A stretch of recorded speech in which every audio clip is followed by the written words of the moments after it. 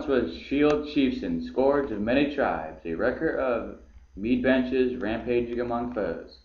Beowulf, whose name was known through all the land, Shield lived through many years, and he was still striving when his time came. Upon his death, they shouldered him out to the sea's flood. The chief they revered, had long ruled them. Then it fell to Beowulf to keep the forts. From there, it then fell in the later years upon his harried half-dame, who then in later years became a father to Hrothgar, Helga, and Herogar, and one daughter. Out of all the children, the fortunes of war favored Hrothgar. Friends and kinship flocked to his ranks, a force that grew to be a mighty army. So his mind turned to hall building and was handed down orders for men to work on a great mead hall, meant to be a wonder of the world. And soon it stood there.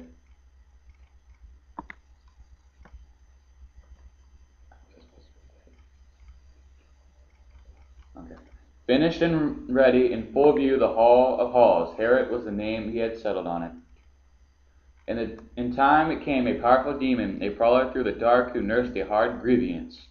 Grendel was the name of this grim demon haunting the marches. It hallowed him to hear the din of the loud banquet every day in the hall, the harp being struck and the clear song of a skilled poet being told aloud. So after nightfall, Grendel set out for the lofty house, coming upon the dames while they were sleeping after the feasting.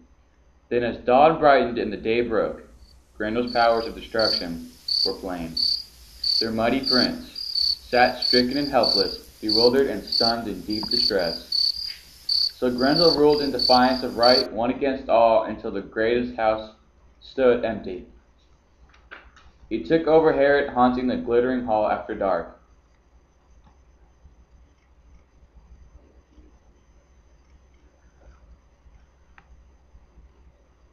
When he heard about Grendel, Igilic saying Beowulf was on home ground over in Geatland.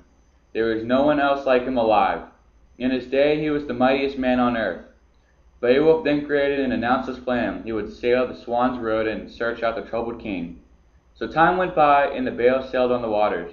When his crew came close to the shore, they were met by watchmen, who had come to find out who and what they were. Upon announcing his arrival of how he was Beowulf of the Geat people, the watchman grants them passage to the Heorot. Beowulf soon met with Hrothgar in the great hall. He then greets the king, introducing himself as Elac's kinsman, one of the hall troops. He tells them when he had heard of the news of Grendel, of how it was too hard for him to ignore. Beowulf claims how he will be a match for the monster Grendel, and plans to settle this battle in single combat. For his only request to the king was that he will not refuse him, who had come so far.